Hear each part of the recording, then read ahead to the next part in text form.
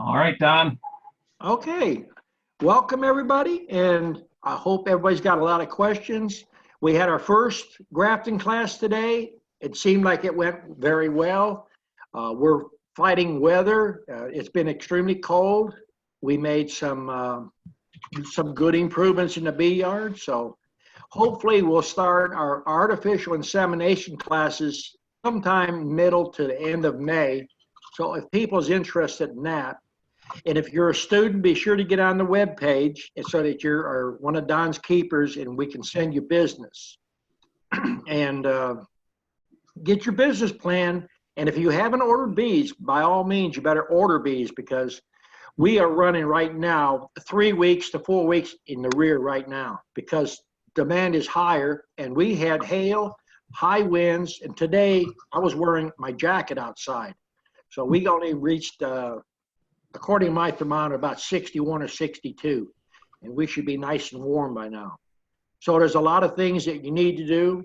In the bee lab today, we had students that had never grafted, actually grafted some cells today, made cells, hung the frames in the boxes, and actually we cut some cells out of hives that was established, nukes and stuff. So we try to give everybody a little hands-on.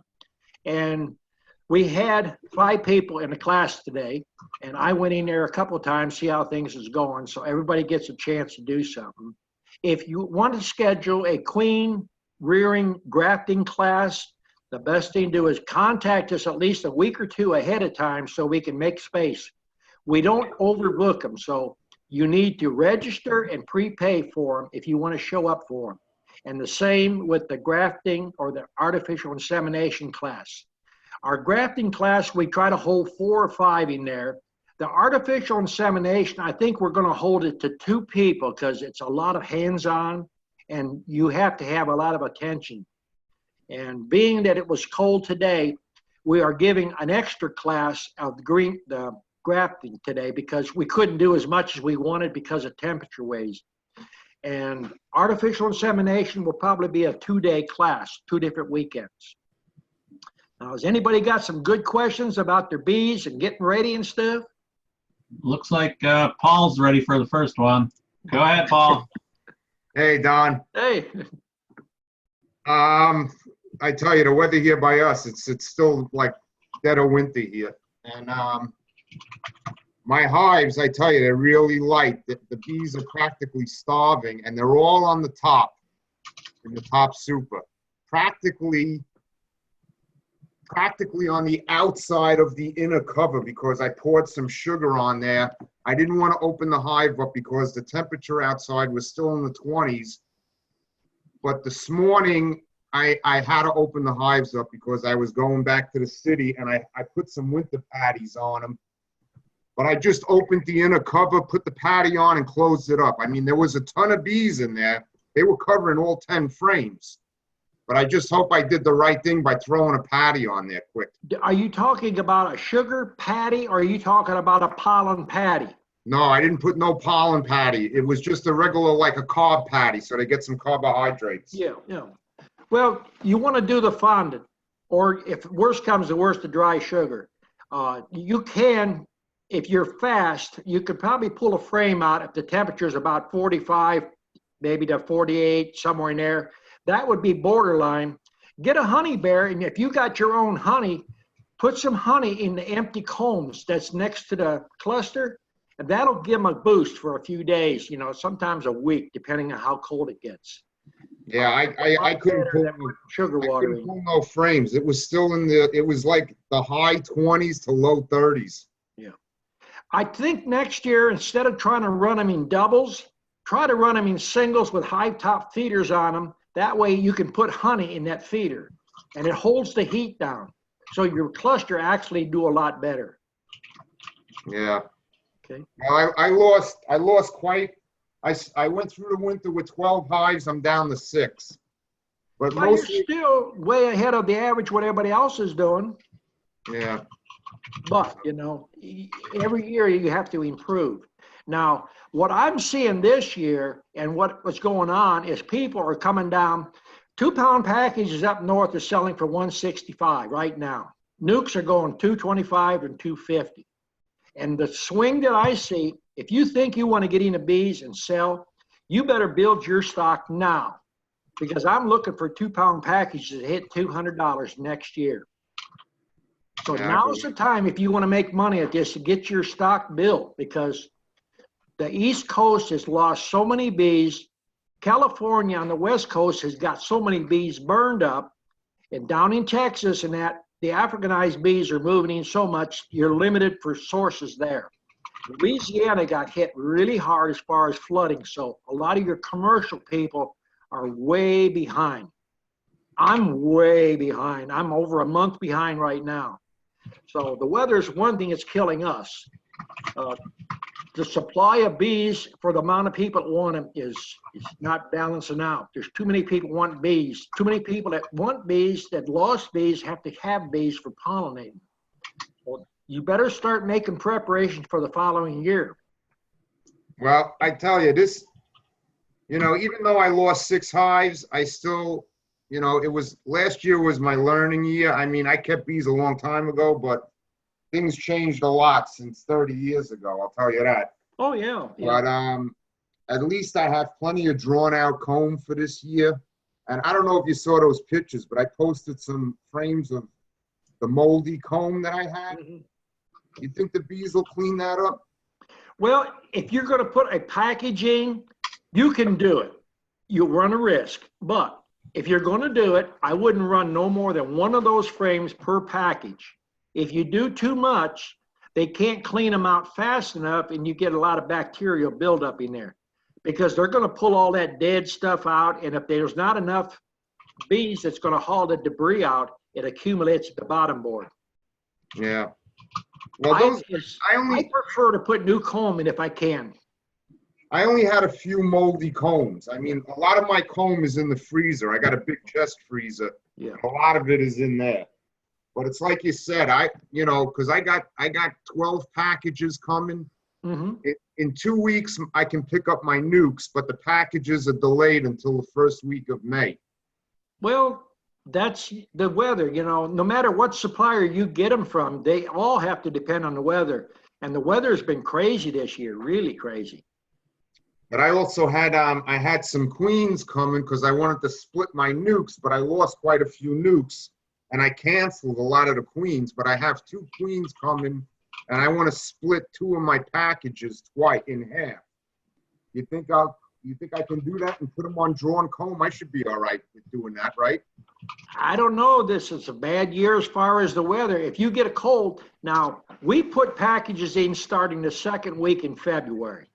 Now we had packages went in on the 3rd load, and they got wet down too much because I had students helping me, and they sprayed them down too much. The ones that I put in, they seemed to do pretty good. I bumped them down and dumped them in the box. And the packages that was sprayed even lightly, it got chilled. The whole package was dead. So, but I'm running a learning yard here. So that's one thing I might put out there. If you got a package that you ordered last year or this part of the year and you're getting ready to put it in, don't spray them down. If worse comes to worse, get the can out, get the queen out, and put an extra box over, and just take the package and turn it upside down over the frames and let them come out by themselves and close the box. Because if you spray them with the lightest bit, you're going to chill them and you're going to lose bees. Well, I was wondering if I should do the cold weather install where you just lay the queen cage right on top of the frames. That's one option, but if you just got them and you don't have a lot of dead bees in, put them in your basement. If you're not using pesticide in your house, you probably could keep them in there a week to 10 days. We shipped bees last year, and they was 12 days, 13 days in transit, and I thought they was going to bitch about them, but they didn't. They said there wasn't even a quarter of a handful of dead bees. The main thing is if they have water and they don't get overheated. Because that can, it will survive. They'll keep them from dying out. If you got them in your basement and you got room temperature down there, you can always take light sugar water and spray them down 2 to 3 times a day, and that's more than enough. If you spray them too much and you sit them in that basement too long, they're going to start drawing a lot of comb in your package. Yeah. Yeah. I just got one other question. I notice on your videos, a lot of your hives are like in wooded area. Is it all right to set hives back in the woods? I mean, will they find their way out? Don't they do that in normal conditions? No, yeah. Well, No, but I'm just asking. I mean, can you literally set a hive up in the middle of the forest? I have bees in a thicket. Anybody who's been here, Ernie was here and he sees how thick it was here. I'm doing a lot of things that most people say you can't do. Okay. Now, as long as you can look through the trees and you can see the street or you can see, daylight, I've never had a problem. The thicker it is, usually the healthier the bees are. You have less robbing, and I open feed a lot. Yeah. All right, that's it for me. All right. Jeff, do you want to give us an update on your bees? Yes, let me do that. Well, we're into almost 4.5 months now that they've been in a insulated shed with the electric heater that is regulated right down to 42 degrees Fahrenheit. And let's see, we've got 3, we put in 4. We got 1 that didn't make it till last week because it was too small in terms of their numbers of bees. So we got 3 that are left, going strong. I replaced sugar boards on them last week and put on pollen patties. With a little bit of luck, we'll be able to get them out probably within 2 weeks, I hope, outside, if the temperature gets above, above freezing every day. That's where we're at right now. But they're all doing quite well. They seem to be quite robust and also content with their setting. They got plenty of food. Do you notice any streaking on the hives? Do you have any signs of dysentery or anything? No, I did get a few drops on me when I was in there. But no, I know I'm looking for that. What I found was a lot of them had walked around out the top escape hole and defecated on the side. Yeah. So that's what I was referring to. Usually that's the sign. The front of the hive usually gets streaked up. right. Now, if you mix your patty, are you mixing a fondant or just a cake? Just a cake. You could probably try experimenting around with some of that tea tree oil, but wear gloves. Oh, yeah. Give them a little tea tree oil. I think it's going to cut way back on that dysentery. Right. Well, I'm hoping if we get a break in the weather here, they'll be able to get out more and do their thing. It's just gotta get above 50. And I notice if I take the hives themselves outside. Yes, I will. Well, one thing I know, I dealt with another fella that was doing a similar thing, and he had about 25 hives, and he forgot to number them. So what I would do is, if no matter how many you got, number them where they go, so that they put them right back in the corresponding place. Oh, right. Yeah. Yes. Some people don't think of those little things. No, you're absolutely right. But so far, it seems to be they're making it through. It's been a long haul for them, and the weather here just hasn't broken. Northern Maine, so we've been averaging right around freezing or way below every night, and about 2.5 feet of snow on the ground. Okay. Okay. Let's see. Robbie has a question. Go ahead, Robbie. I had this one nuke. I had an outer cover to hold it on top where I feed it. Around October, I had a shim over it and had two pieces of stick holding it up for ventilation. They stayed alive till December, or maybe a little bit later, I guess. I don't know why the bees died on me. I don't know if the sticks was not high enough for the airflow to escape the moisture? If you're feeding a lot over the top of your brood chamber right now, if you're doing a vacuum system or jars, that you might have too many holes in the jar and they can't dissipate the water and they're losing vacuum and they're just dribbling all over. I had no jars during the fall. I took my feed off and I just had the sticks on top with that shim, and that's it. One thing, a couple days when we had a nice sunny days, I took it off, took the shim off, and I just have ventilation. Some days I forgot to put it back on. I don't know if that's the reason why. I think the main thing is if you're propping it up, you're trying to get ventilation. I would try drilling some holes in your box where you get more ventilation. You might not be getting that moisture out of the hive. If those bees get damp and the temperature drops, you're going to lose bees. I do have honey though. That's a good thing. If you got honey, I wouldn't bother feeding them as long as the honey is close to the cluster. I did stop feeding them. I just don't know why the bees didn't make it. Was that sticks was not tall enough, big enough to block the moisture from the rain or so? You talk about rain coming in your hive? Okay. I'm complicated. Okay, on my nuclear box, I have the outer cover. Right. In the middle of it, it has an opening where I keep my feed on. Right. For the summertime. I took the feed off.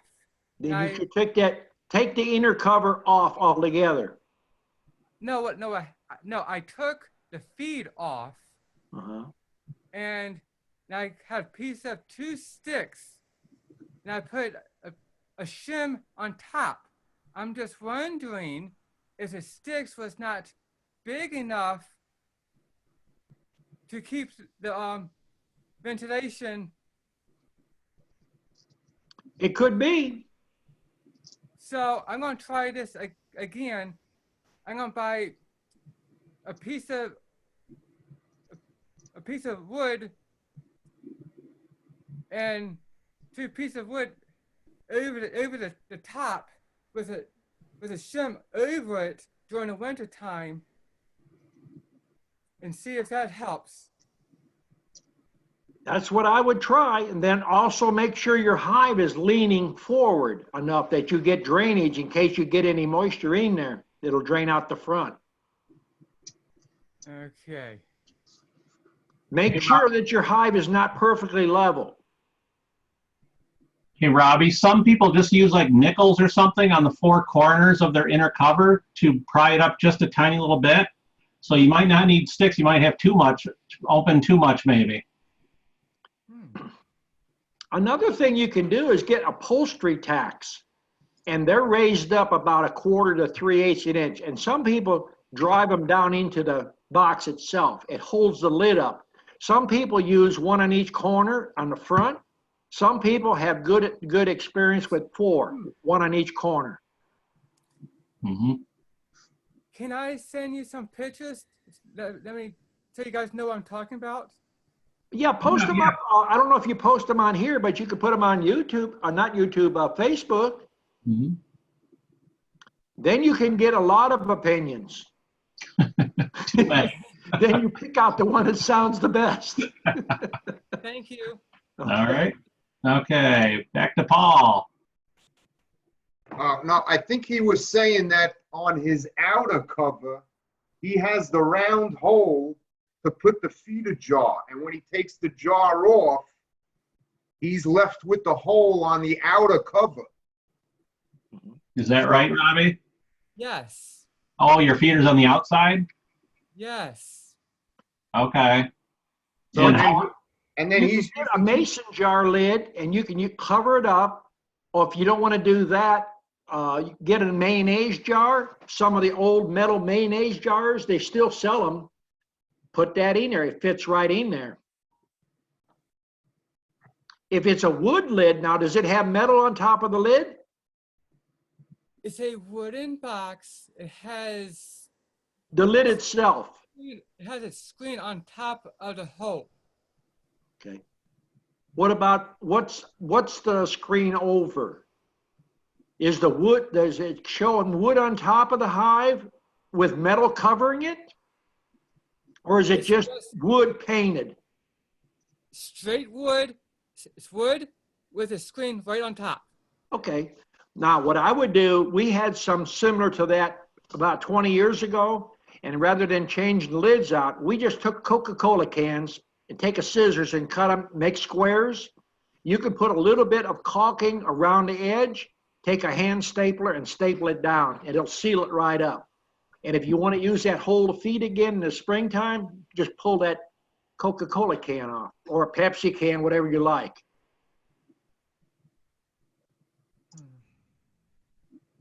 Answer your question, Robbie? If I do it that way, how would I have ventilation? Well, I prefer to drill a box because propping your lid up never gives you enough ventilation. If you drill a 1-inch hole or an 1.1/8 hole underneath your handhold in the front, if it's too much, the bees will propolize that screen. But if it's not enough, you're going to get water droplets inside your hive and moisture problems.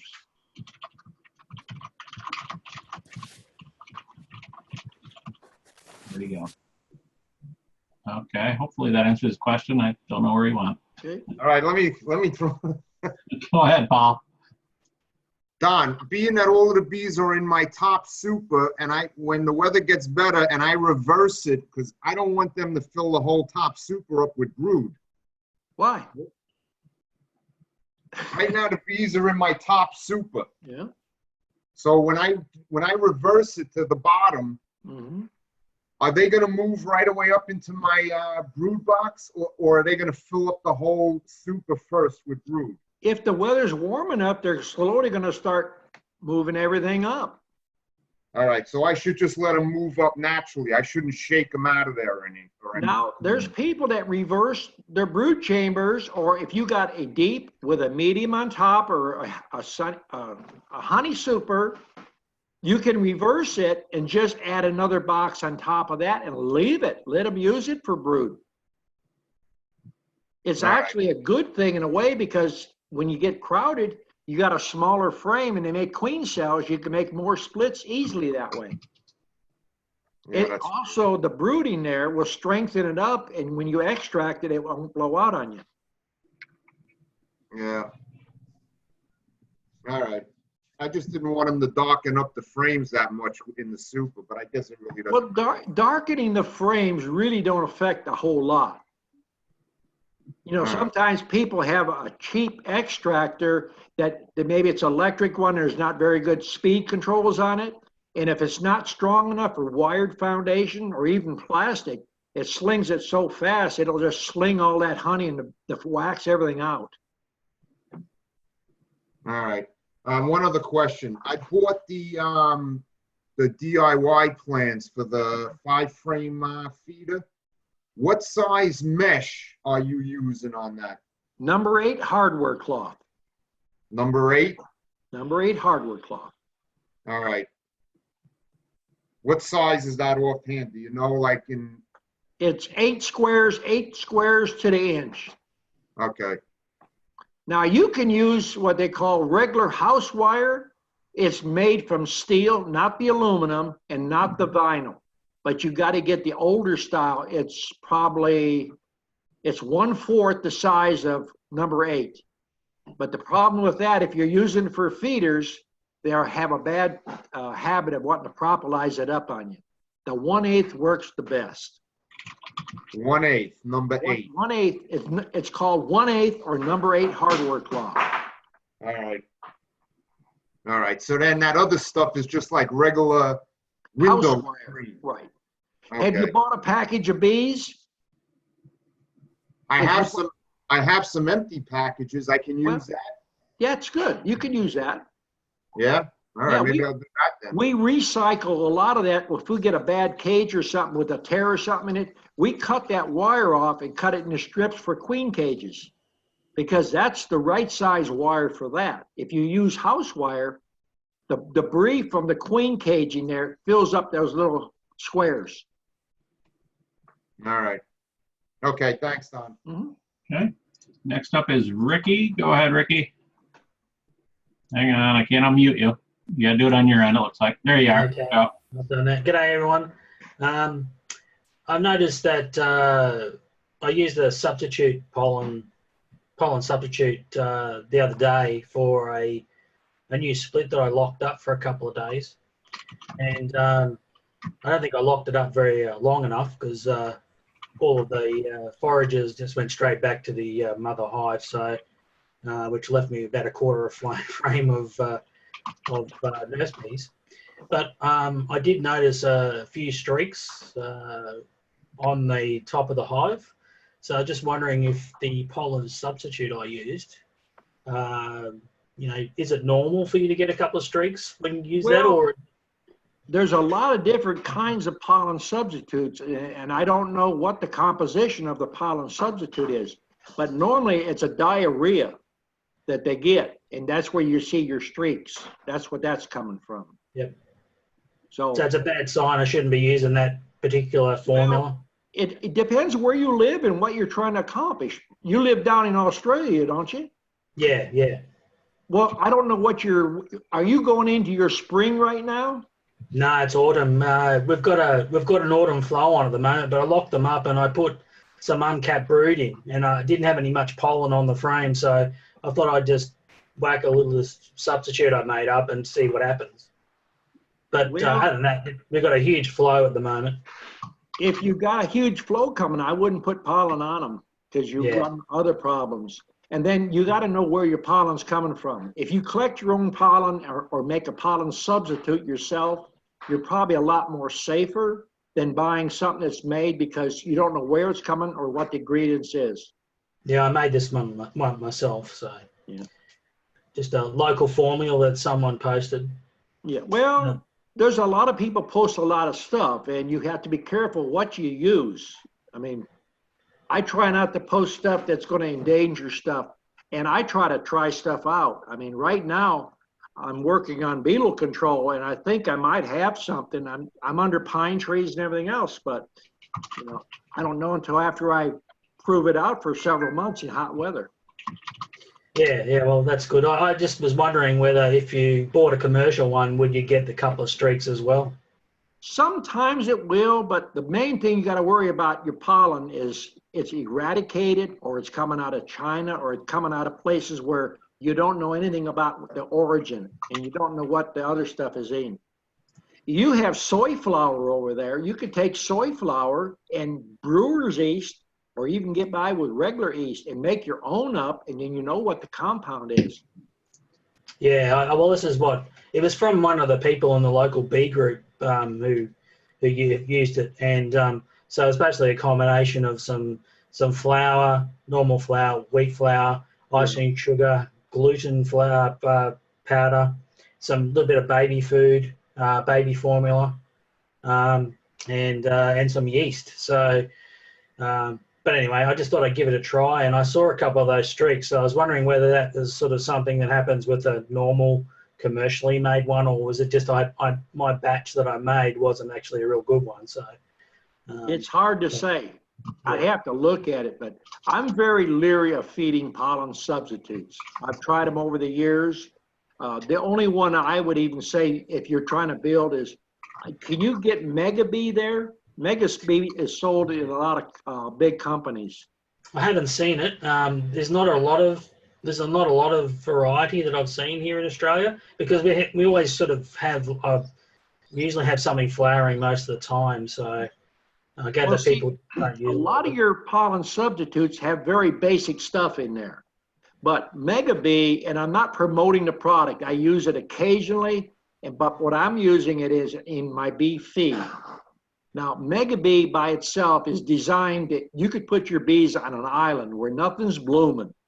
It's got all the trace minerals and vitamins for bees to thrive on, just with that product. But see, it's got everything bees actually need, where pollen substitute is basically just a stimulant. Yep. Okay. Well, thanks very much, Don. Okay. Okay. Let's see. Next up is Dale. Go ahead, Dale. Hey Don, how y'all doing? Okay. I come home from work the other day at dinner and heard an awful racket in the bee yard. I had one swarming. They landed in a tree. Of course, I was only on lunch break, didn't have time to get them. Going to get them when I got home. Looked, they was already gone, and they were in my swarm trap though. Because of the weather, it took me a few days to get them out, and they had almost drawn out the comb. I wish my bees in the hives would do that. Well, My question is, how long can you leave them in the swarm box? what size swarm box are you using? It's almost 40 liter, Well, I'm not old. I'm old school. I'm on 12 inches tall, It's 8 inches tall, 12 inches, 12 inches. then regular length. And then it's 11 3/4 wide. 7 frames I got in there. Okay. You probably could leave them on a swarm now. They build twice as fast as a package or anything else because when the bees swarm, they engorge themselves with everything they can fly. So that's why they build so much faster. What I would do is leave them in there for 7 to 10 days and then transfer them. Gotcha. Because once you start getting past that, you're going to start getting a crowded situation. Okay, that sounds good. I wanted to ask somebody who has kept bees for years and been successful doing it. I could post it on Facebook and get 100 answers. Well, a swarm box, people ask you all the time, what's the best height? I don't like to go any higher than I can stand at the most on a 5-gallon bucket. I've caught about as many swarms sitting almost flush on the ground in old equipment as I have from anywhere from waist high to as high as I can reach. And I set most of my swarm boxes about, I'm 6 foot, and by the time I reach, I can reach 7 foot. So that seems to be a good height for when I'm catching swarms. Yeah, I got mine, I think, about 9 foot. Yeah. I didn't go that high. I just stand in the bucket on my tractor and put it up there, not high at all. Okay. Thank you, Don. Okay. Uh-oh, nobody else has got their hands up. Everybody's being shy tonight. I think Tom wanted to report on his visit down with you, Don. I hope I caught a trick or two. What did you learn, Tom? We went through a snook boxes, changing out the boxes. What's that? I say, get that microphone on. We want to hear. He's a little delayed. It is on. Can you hear me? Yeah. Just a little delay. Okay, my internet for some reason is up tonight. Anyway, yeah, we were down there changing out some nuke boxes.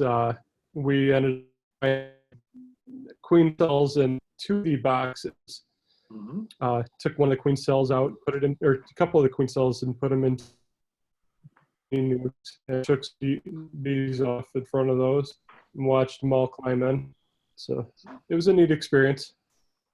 And see, Tom probably Wish I would have had more down there. shaking bees in the same bee yard, and we didn't go down the road 2 miles. We put a queen cell. I keep telling people, a queen cell and a cup of bees, and he actually seen us do it. Yeah, it was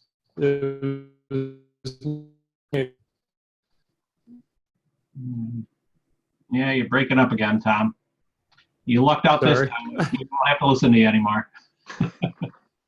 He's going to post them pictures, though. Mary's on here, too. Mary shot some pictures Yes. down here, too. Mary, do you want to chime in about your visit with Don? Guess that's a no. She might be driving down the road. Maybe she Yeah, can. I am.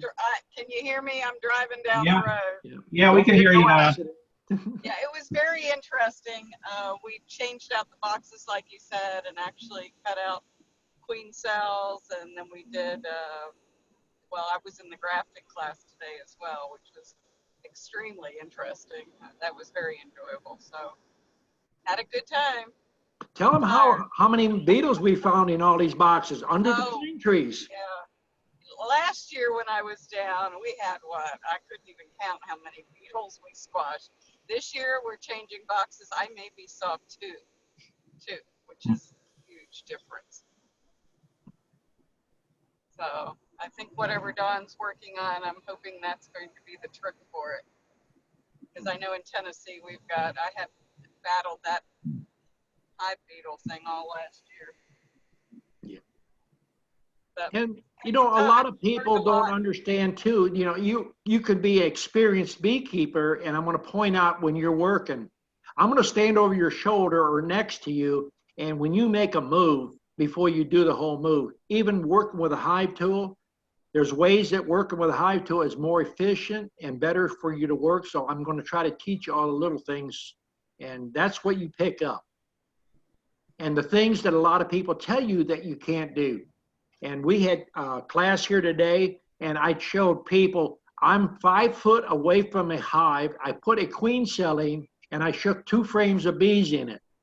I didn't take it down the road, and if I had another one, I'd move it 4 foot the other way. So a lot of things that people are posting is not necessarily true. Okay. All right. Now that got some hands going, so let's start answering the questions. Pat, you there? Yeah, I'm here. I can't remember who was asking. They put a split and a nuke, and the foragers all went back to the mother hive. The one thing that we do, we make splits all the time. If you take something and block the entrance, don't block it so they can't leave at all, but just so that they have to come out the front and walk around it, it makes them reset their internal GPS. And if they can come right out the entrance and fly right away, they'll fly right back to the hive where you took them from. But if they have to come out and crawl around and look around and see where they are, it makes them orient to the new box. And so when they go and forage, they will return to that new box. You can do it with some wadded up grass laid on the landing board, a couple of sticks. You don't want to block it up completely, just kind of to distract their line of sight. I've even taken just a 2x4 and leaned it up against there just for a day or two so that they had to walk around. It makes a big difference, makes them come back to that box. Okay. All right. Back to Paul. I just wanted to know how Anthony's bees are doing in Thailand. Anthony's quiet tonight. He's just waking up. Yeah, you got that part right. Go ahead, Anthony. No, everything is doing really well here since I started dealing with a different bee farm, and we like these guys better. And they actually just come to the house, When I first wanted this guy to come, I wanted him to bring me 3 queens and 8 frames of bees. And he said, yeah, okay, I'll be there in about an hour and a half. Great. And he has 40 years of experience and showed me a few things for local knowledge. We made some splits, and we used the queens and what I had and what he brought, and all 7 of my boxes now are really doing well. 2 of them are really busting. They're really doing well. And the other 5 are doing fine. So right now, everything's okay. All And right. Larry just sent me an email, I think yesterday. He's going to put my Pro Vape in the mail. Yeah. I need a 220 here because we're on 220, not 110. So he made me a 220. Did he give you a discount because the Fat Bee Man told you about it? I'm sorry? He gave you a discount because the Fat Bee Man told you. Hell no, he didn't. What? No, he didn't. And that's okay. I mean, if he did, it would be great, but he didn't. And I actually told another lady that wanted to buy one. I don't know. I think her name is, might be Stephanie Hawes or something. I'm not sure if she's in our group, but she asked about us. And I sent her a private message, and I said, just tell the guy and see if he does anything for you. But I know she ended up buying it from Man Lake and got a $80 discount, I think, when they had their 15% off everything. That's okay. I don't really care. So. If they give her 80% discount, if you went to the source and you said the Fat Bee Man sent you, I think they would do better, don't you? Well, 15% discount Man Lakes. It ended up being $80, I guess. If she saved $80, you don't think she'd save more? Well, yeah, but you know, I did ask. Actually, I told the guy because he contacted you to make sure I was a friend of yours. Yeah. Yeah. So, but he didn't give me any discount, and that's okay. I didn't push it. You know, if he did, it would have been great. But that's all I have. Everything is doing okay. Knock on wood. It's too bad you don't live closer. You could send your wife over here, and we could train her to do bees. She already knows. I got to give Anthony's wife a lot of credit, boy. She's right in there.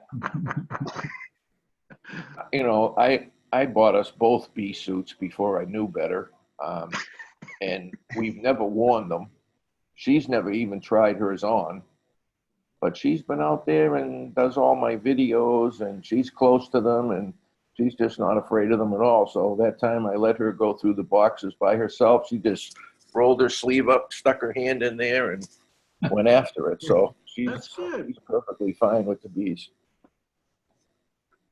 All right, Anthony. Okay, carry on. All right, over to Israel. Hang on, there you go. Go ahead. Hey, Don, I know you were talking about doing some AI in earlier. So what brand name of equipment are you using to do your AI? I'll tell you the truth, I really don't know a whole lot about it. I have a fellow here that's went to Sue Colby's school. He's gotten certified, and he will probably be bringing some of their stock, which will probably be more of a purebred. I'm strictly letting him handle it. Now, he's a very personable person, so once you get to know him, he's an older fella. Chris's wife was over here today, and she seemed to enjoy his lecturing and that. So, and Mary was here, so you know, he's comfortable with what he does. You know, some people when they work around me, I don't know why they get intimidated or something, or even if they know what they're doing, they kind of clam up. It's just, I don't know what it is, but he's getting better and better all the time. He's running the back there, so if you want to do that, I mean, if you got time or if you got someone local can teach you, it's an option. Right. I was just trying to figure out like brand name on equipment, not like the type of bee, but like, you know, what type of microscope are you using? You know, what type of, you know. Are you going to try to sell bees? I already am selling bees. Are you going to try to get high dollar ones for it? What do you mean high dollar? Well, that's what I'm trying to stay away from, is because I got like queen breeders out here, right? And they charge $300 for a queen, well, right? And so that's kind of, that's a breeder queen. Well, yeah, I understand that, but see, and that's kind of why I think I probably sell more than everybody else, because I don't sell no queens for no $300. But you know, and not everybody can afford that either. So there's a lot of people, because I'm involved with my local club out here too, right? With my bee club. And so try to make it affordable for everybody so that everybody can have bees and get into it. And some people, I think they get, you know, they use a lot of keywords like what I put in my website, and try to sell you a queen because if it's expensive, you think it's better, but I don't always buy into that. You know. How many years have you been selling queens? This is my first year actually selling queens. All right, I'll give you some free advice. If you have only sold queens for 1 year, I would wait till you do at least 5 years, because you're talking a big investment, and your market. Right now, the market for queens is high, but you're talking about a lower amount of people buying, you know, like a $25 to a $55 queen, because the market's fluctuating right now, and the average price is probably $35. We went to $35, A lot of people around this area are 35 to 45. Now you can sell 1,000 more of them than you can a $3 or a $350 queen. So what I'm saying is your market is slower until a lot of people know who you are, know your stock, know your reputation. That takes 3 to 5 years. And it's a big investment unless you're loaded. If you're loaded, then go for it. But, yeah, well, you got to pay to play. I mean, the investment, I've already made a huge investment just to even be where I'm at. So I'm not concerned about spending a few $1,000s more to have the right equipment to get. It's a little more than a few thousand. Well, to if get it's the 5,000 training. or 10,000. I mean, I spent $12,000 just on sugar last year for my first year, right? That's pocket change. You know that. Yeah, you know what I'm saying? I mean, you gotta, if you want to be in the game, you got to be in the game. It's money. Well, yeah, but you know, in reality, I have people come here all the time, and you know, they want to do more advanced and more advanced things. You have to develop your market first, because you're looking at a ballpark of about 15 to 25,000 to get set up in AI. So you have to justify that. Well, I'm taking a class this in June over at a college, that Washington State College over here, right, with some scientists or whatever, and they do this AI, and so I'm taking an AI class. But I was just wondering about the equipment, you know. So there is a market, but it's not as big a market as what a lot of people let you believe. The people that's telling you how big this market is the people that's selling equipment. yeah, probably. I mean, there's a good market for a $30 queen, I'll tell you that. You know, there's a much bigger market for that than there is a $350 queen, right? Right. Yeah. So, you know, yeah. That market takes you a lot longer. And the fellows that are going to be honest with you, really give you the nuts and bolts of it. They're going to tell you they've been in beekeeping and their reputation's out there at least 10 years. Yeah. So another thing about, so if you're doing that AI, and so is it important? Because I know a lot of people are talking about, you know, having these breeder queens, but when you're doing the AI, you're also, you know, collecting semen from the male bees. So is it important to have, you know, just as good on the drone as it is on the breeder, or are you just grabbing any drone and AI in that? Let me tell you my personal experience, okay? I'm not a big fan of AI. First of all, I've talked to some of the leading people who do AI, and I ask them right directly to their face, if I buy your queen, will you guarantee that queen will not fly out and remate? And they hesitate, look at me and says, nobody can do that. So what are you buying? A high-priced production queen. You know, that's what I'm trying to get across to you. So there's no guarantee how you're going to keep that race pure. You can work at it all you want, but there's no way you're going to keep it absolutely pure unless you are living in an island where there's nobody else got bees and no other race of bees there. Mm-hmm. Then you get inbreeding unless you bring other stock in. Mm-hmm. But, so, you know, you bring up a good point. It's nice to get out there and get that money, but I think you will do better with production queens. A good, solid production queen with a reputation is far better than anybody's AI queen. But if you want to learn it, I'll make you an appointment and you'll do it. Believe me. Yeah, well, I mean, I learned how to graft too, but I don't sell grafted queens either. You know what I mean? I made a bunch of them last year, and then I just killed them all, you know, so that I knew how to graft. But I only do your compression technique to make the swarm sell queens, and that's all I sell, and that's all I use to. You have no big expensive, and you have a good productive queen, right? Right. All right. If you want to make big money in queens, what I would suggest to you, if you know how to graft. You've got all these people around you that are breeders and stuff. I guarantee you, if you can sit there and graft for 2 hours and turn out 1,000 cells and get a 90% take, as fast as people drive up your driveway, will give you $5 a piece for a cell. You have nothing involved. You're going to get a little sugar to feed them. You're not guaranteeing it. You can hold a cell up. They can look at the queen moving. You are giving them a live queen cell. If the queen doesn't return, that's their problem. That's not yours. That's good, solid money. If I was in your position and someone give me that advice for free, I would take what's more of a sure thing. Right. Well, I made a couple hundred of them last year, grafting, and then I killed them all. And people were like, "Why'd you kill them?" And I was like, "I don't want to use a grafted queen in my yard. I just don't. I like the swarm queens. That I like the compression technique. I know for sure. Then you know what? I had such good results out in my apiary, and then I go to my bee meetings with all of the people, on their have grafted queens or don't have swarm queens, and then you look at how many colonies they lost, and I mean, there's a huge difference. There's a huge difference. I mean, a huge difference. I've lost 3 colonies out of over 200, and I didn't use no grafted queens. I didn't use no AI queens. I used straight up swarm queens, swarm cells. That's what I use. A lot of the methods that I'm trying to teach is very low in cost, and they are very effective. Yeah. Grafting, if you listen to videos I've done 10 or 15 years ago, I tell everybody, a grafted queen is where you clone one genetic, one gene, one race, and you duplicate it over and over and over. When the bees make a cell, they have a much better queen. It's not as, you can't populate as fast, but in overall, you have a better queen.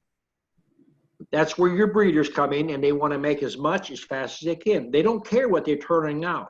If you stick to the methods that I teach on making your own queens, you have a far superior. That's why I don't advertise. I have more business than most people that's advertising on a regular basis, because one person tells another person, and then another person tells another. You'll never sell all your queens. I mean, you'll be covered up constantly. Yeah, I'm just not big enough yet. That's my problem. You have to have enough stock to sell. You get your name in the right place or advertise. Why do you think people come here and pay me $500? They might show up 2 or 3 times a year. They got the name, they're on the page, they got the recognition, they got the following. The door is open for their business. They're one of Don's students. He's doing their methods. So they want that. They want that. They can't come here and get it. Right. Yeah. There's no competition at all. If you was to get on my page and advertise, you're my student, you got my stock, I guarantee if you did 10,000 queens a week, you'd have them sold.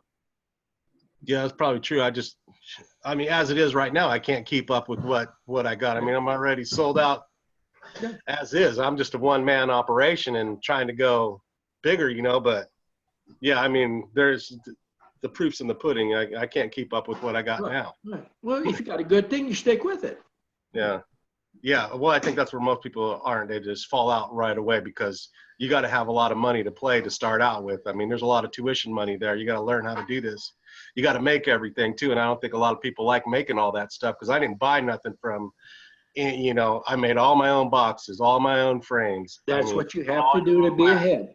Yeah. And so I don't think people are interested in staying in a wood shop the hours that I'm doing it and still working a regular job. Right. There's real time involved with it. I try to give guidance and help as much as I possibly can. I mean, I take the time with each student and make sure they're doing good, productive work.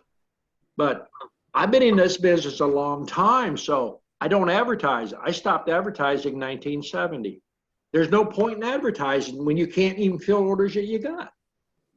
Yeah. And, you're in an area where anything that looks like a bee, you can name your price. Whether you got another breeder right next to you.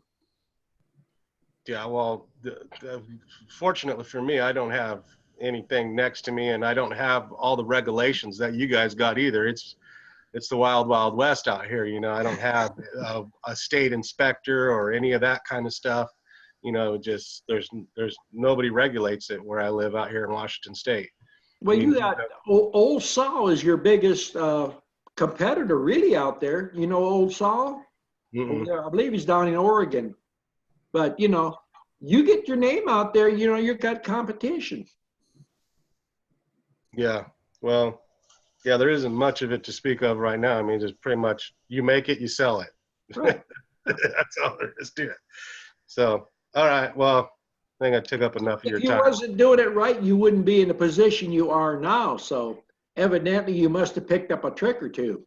Well, yeah, I mean, I bought all your videos. You know, I studied everything that you put out there. I wouldn't know half what I know now if I just did everything that you say. You got to, like you said, you got to make it all yourself. If you want to get ahead, you got to I used all your techniques, your compression techniques, everything I've pretty much done,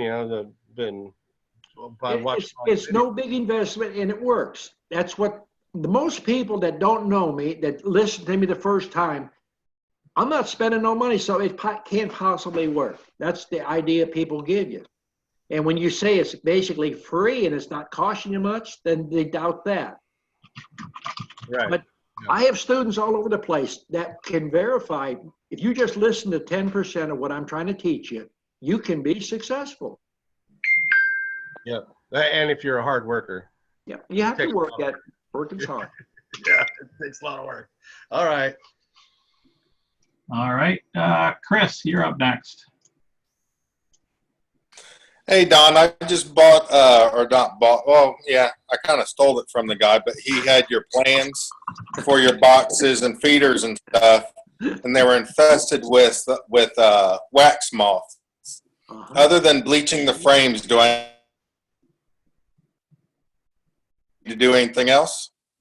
If you got wax moth bad, you take a wire brush and brush it down good and then paint them up with bleach water, a good strong bleach water. And that's about all you have to do. If it's wax moth, if it's something else, then it's a different thing. Okay. How much bleach do you add to the water? If you're doing frames, yeah.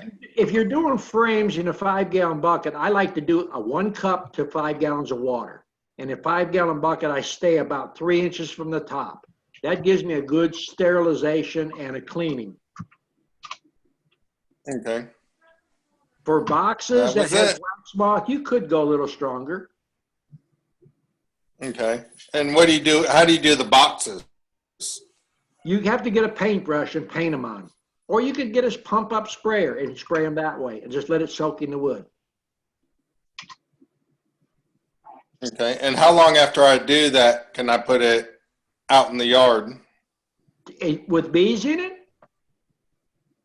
Yeah. Usually an hour to 2 hours. Bleach will not hurt your bees. Oh.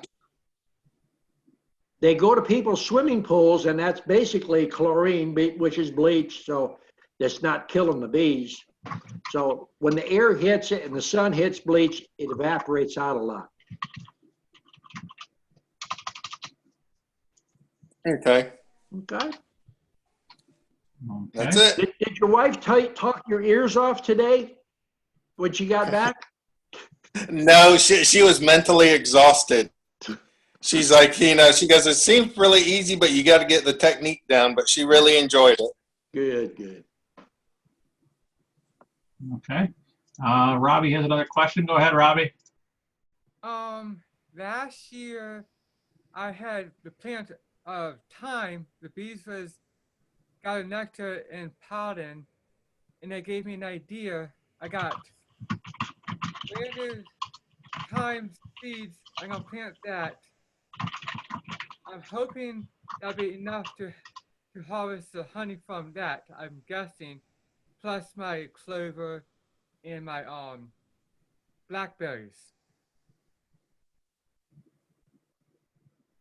You want to figure out how much honey you're going to get from those seeds?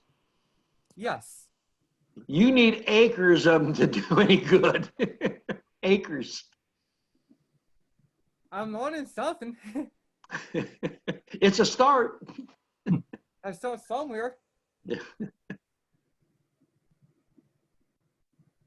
Okay. Bobbin, we haven't heard from you in a while. Do you want to chime in here? Yes. Hello everyone. And I don't know what to say, but I'm reading some posts about queen, and people say they don't lay eggs, but for the people who listen this video, I have something to say about it. Because I every year buying new queens not all, few new queens for new blood on my bee yard. Last year I was at beekeeper yards and I be personally with him when he took mated queen. I see she laying eggs and she got brood, and I took 5 queen and bring at my bee yard, put in hive, and 4 queen after 5 days start to laying eggs, but 1 queens that's I think June 12, and after maybe, I don't know, 2 weeks, I'm sure 2 weeks, after 2 weeks she start to laying eggs.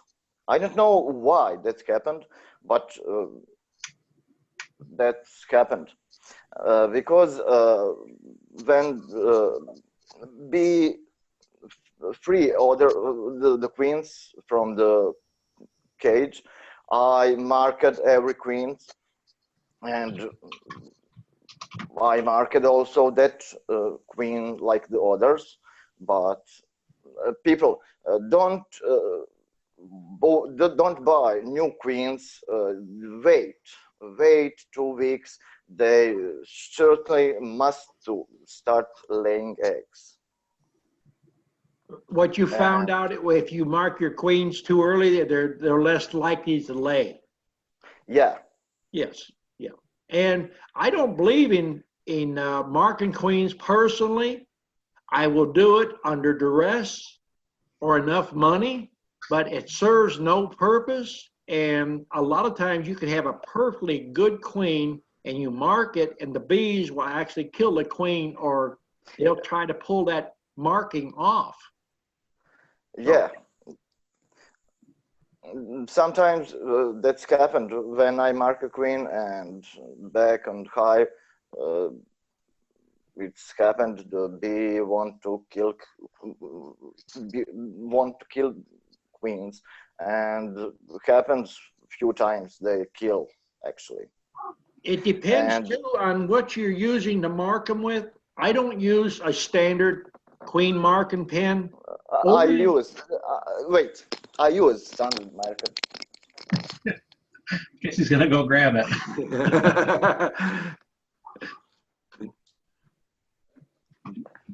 I need to have the Jeopardy theme here. Now I'm like Don. I'm going to bring some stuff. Someone asked on group for this year what is the color. It's red color, and this is the standard marker for queen, and I use this, but the smell, it's too strong, and that there is exactly what I'm just getting ready to tell you. Yeah, if you mark the queens with this, you're going to get rejection. And what I've found over the years, what works the best, if you want red, get whiteout. Whiteout is for office use, when you put it on something to mark it out. Now go to your wife's cake coloring. If you want red, get a few drops of red and put it into the whiteout. Shake it up. It will not damage the queen, and it works just as good. If you want blue, you do blue. And when you use a magic or a whiteout, the old style had a brush. The new style has a little sponge on it. You have to take a little side cutters and cut it off, and take a file or an emery board and round it off so there's no sharp edges on it. Then when you mix up your color, you just barely tap it on that thorax, and that way it'll dry right there. Before, I think 10 years, maybe more, I found the color, something like a watercolor for market queen, and that color doesn't have any smell, and it's not been in marker, it's been in some little jar. Hobby And shop. yeah, and you must took the brush and took color and mark it with the brush, but that color is that color is much better than this in marker. Well, marking pens right now, they have too big of tip on them. So if you're going to market, I try to teach students to dab it on the frame. If you dab it a couple times on the frame, then mark your queen. That serves two purposes. If it's red year, you mark the queen red, and when you tap the frame, when you go through next year, you know how old your frame is, how old the foundation is. So it does two things at once. But you got to get that excess paint off, or you'll get it into the wings, you'll get it into the bee's eyes, and you lose a queen. Yeah. But now when I marking the queen, I first use the cylinder for marking queen, and when I marking queen, I wait maybe 1 or 2 minutes to color to dry, and after 2 or 3 minutes the smell is not so strong, and I let on the hive after 2 minutes, and I don't have problem now. You can put the queen in a cage and set the cage on top of the frame for 5 minutes. Now, if you say you're using a queen marking tube, a lot of people don't understand how to mark a queen. But if you take a frame and you pick the queen up with the wings, you got to get both wings and hold it between your fingers, and then take your other finger and hold it in front of the queen, and let her take her legs, and she'll take her legs and grasp your finger. Once you do that, you close your thumb on it, and you can hold her, and then she's not going to go nowhere, and you can use your dab it, and you can mark a queen and never have a problem that way. Yes, but you even after 21 years, I'm not expert for that. You must grab on the thorax, but a few times I grab on stomach, and people, when you grab a queen for the stomach, you can kill the queen, and that's happened to me. Yeah, I grab the stomach and immediately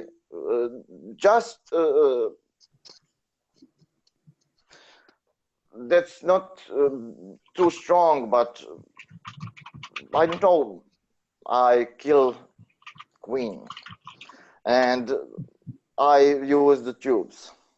I think all of us have. I have too. You know, you have to develop the touch for it. That's why you can't wear a glove when you're trying to work with queens. You have to learn to No, work. I don't use gloves. Even with I work with the bees. I don't love the gloves. You don't have the feel. It's not. Right. Yeah. And try to don't use gloves. You don't have feel when you grab with your bare hands. Yeah. Okay. All Pat, right. I want to hear something from Pat. Pat, I send you the message. You must be my online mentor, because I waiting. I think maybe next week or maybe less. I want to make 2 top bar hive. Yes, I responded to your message. I'm excited. Yeah, I read. Be glad to help you out all I can. When my top bar hive be finished, I told you I send the pictures, and you must. Okay. All right, look forward to it. I'll help you Making if I friends all over can. the world. Josh is awful quiet tonight. He's just sitting there, ain't saying a thing. Want to chime in there, Josh? Yeah, I'll chime in. Hey, how many bees in the yard? How many colonies would you say would be okay in a yard within, like, I don't know, 5 miles of each other if I was to have multiple bee yards? How many hives in a bee yard? Yeah. For you to work or from the work? For honey production, how many hives in a yard would you say, and how far away from each other? Would you say maybe 10 hives per yard within a 5-mile radius, or? I think you read too many comments. You have not seen my bee yard. I run my hives 12 inches apart. I run 200 to 500 hives. But you also. And I don't want honey, and I make too much. There you go.